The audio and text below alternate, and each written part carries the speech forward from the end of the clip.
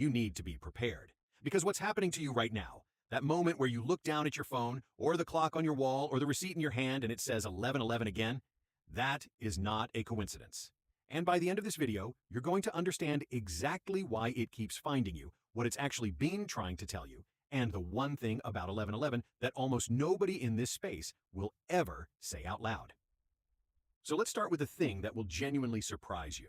Because before we get into what 11:11 means, we need to talk about what your brain is actually doing when you see it. Because there is a documented psychological explanation for why you're seeing it more and more, and it has a name. Scientists call it the frequency illusion. It's a cognitive bias where once your brain flags something as significant, that thing suddenly appears to be everywhere, not because it's actually happening more often, but because your awareness of it has been switched on. Nothing changed in the world, something changed in your brain. The effect involves two processes working together: selective attention, where your brain subconsciously decides something is important and starts noticing it more, and confirmation bias, where every new sighting reinforces the belief that it keeps showing up. So the skeptic's argument is clean. You started noticing 11:11, your brain flagged it, and now it's in a loop. Here's the thing though, that explanation tells you how your brain is responding. It doesn't tell you why it flagged 11:11 in the first place. And that question, that's the one worth sitting with. Because even if you accept the psychology completely, something still had to start the process. Something had to make 11:11 feel different before your brain started tracking it. And that's where this gets genuinely interesting. Now, I want to tell you something that almost no one covers. Something about the history of this number that reframes everything you think you know about it. And I'll get to the most important piece, the one that will make you rethink what 11:11 is actually warning you about. But we have to build to it, because it only lands if you understand what came before it. In 1986, a woman named Solara Antara Ama Ra, founder of a new age group called Starborn Unlimited, built an entire personal cosmology around the number and time 11:11. And it was based on her findings that folk belief in 11:11 as a magic number began spreading in the 1990s and 2000s. So when people say 11:11 is an ancient universal sign, that's not quite accurate. The group's beliefs were centered around 11:11, and they contributed to the specific New Age interpretations of the number that most people now accept as fact. This ancient wisdom is really only about one generation old. It started with one woman, one belief system, one group in the late 1980s, and then it spread, and it spread fast. Uri Geller, the famous illusionist and self-described psychic, also played a role in the 1990s when he emphasized the number's energetic power, and to this day still encourages his followers to make certain wishes when the clock strikes 11:11. In 2015 on his blog, Geller claimed to show how various world events, from the Russian Revolution to Genghis Khan's invasion of China, are connected via 11:11. So you have a New Age founder and a famous spoonbender both pouring energy into this number, and the culture absorbs it completely, and nobody asks where it came from. Now here's the part that genuinely stopped me when I found it. Because you've probably heard the term angel numbers. You've probably used it. And there is a very specific origin story behind that term that most people in this space quietly skip over. A book called Angel Numbers 101 became a reference guide for millions of people, offering short, easy-to-digest interpretations for number patterns. It was that book that cemented its author's role as the public face of angel number meanings. That author was Doreen Virtue, and she was everywhere. Best-selling books, worldwide workshops, millions of followers building their spiritual lives around her interpretations of numbers like 1111, 222, and 333. In 2017, she made headlines when she announced she had converted to Christianity, and not only converted, but renounced her work in metaphysics entirely, including angel numbers, oracle cards, and mediumship. She claimed that many of her earlier teachings were spiritually misleading and urged all her followers to turn to the Bible instead.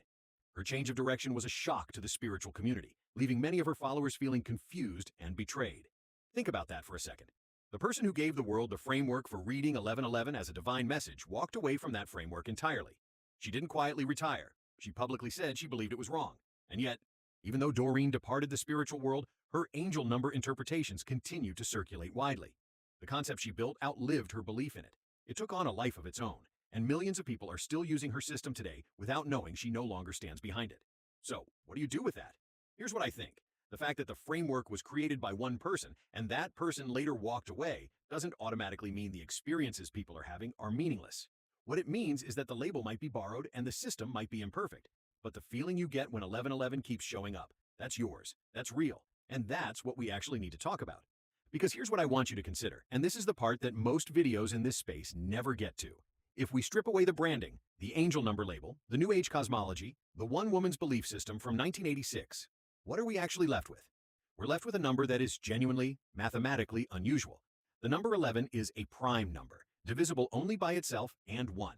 It reads the same forwards and backwards, and November 11th, written as 11/11, is the only date in the entire calendar year that can be written in 4 identical digits, because no month goes higher than 12, making November 11th the sole date of its kind. That's not spirituality, that's just math. And the math is strange. Even Pythagoras, who is considered the father of numerology, wasn't teaching that numbers carry messages from angels. What he actually believed was that numbers correspond to musical frequencies, that the universe was structured like a vibrating instrument, and numbers were the notes. The message from angels framing is a modern layer stacked on top of something much older and much more interesting. And across cultures, the meaning of 11 has never been singular. In Chinese tradition, 11 has been associated with the unity of yin and yang, two forces in balance. In ancient Egyptian belief, it was connected to duality and the god Thoth. Different systems, different continents, different centuries, and they all kept circling back to this same number. That's harder to dismiss than one woman's New Age group. So now we're getting somewhere. And this is where I want you to stay with me, because the most important thing I'm going to say in this video is coming up. I told you at the start there's something about 11/11 that almost nobody will say out loud. And I meant it. Keep watching. But first, if this is landing for you, if you've been sitting here nodding because you felt this pull toward 11/11 and you've never quite been able to explain it, drop a comment below right now. Tell me the strangest place you've ever seen 11/11, the most unexpected, the most perfectly timed. I read every single one of those, and those comments are genuinely one of the most interesting threads on this channel. And if you haven't subscribed yet, do it now, because the video I have coming after this one goes even deeper into the signs that show up right before a major life shift, and you don't want to miss it. Now, the thing nobody says. Most 11/11 content gives you the wish fulfillment version, new beginnings, alignment, the universe saying yes. And sometimes that's true. But the full picture of what 11/11 has meant across history includes something else entirely, something darker and more ambiguous that actually makes the whole phenomenon feel more honest, not less. There are accounts of people whose most difficult, most destabilizing life moments arrived on November 11th, or at 11/11, or wrapped in that number in ways that felt impossible to ignore. Not as a blessing, as a warning, as a threshold. And here's why that matters. If 11/11 only ever showed up before good things, it wouldn't feel significant. It would feel like a lucky charm.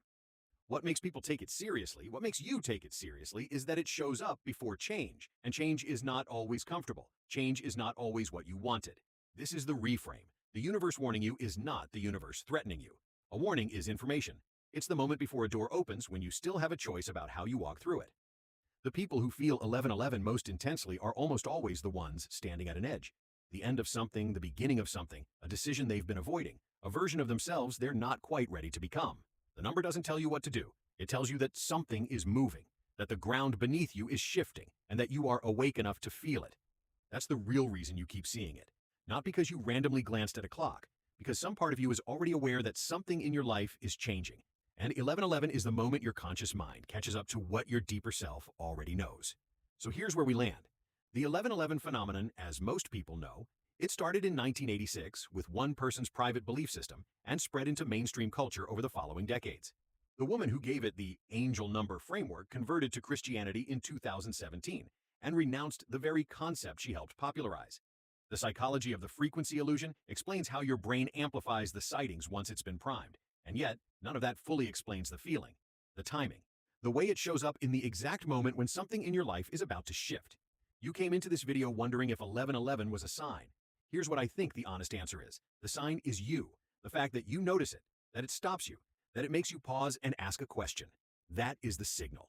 Your awareness is the message. And whatever is approaching in your life right now, the part of you that keeps looking up at 11/11 already knows it's coming. And the only question left is whether you're going to be ready. If this video changed the way you think about 11/11, share it with someone who keeps seeing it too. They need to hear this version of the story. And go watch the next video. It covers the specific signs that appear in the weeks before a major life change. And after watching this, I think you'll see it differently.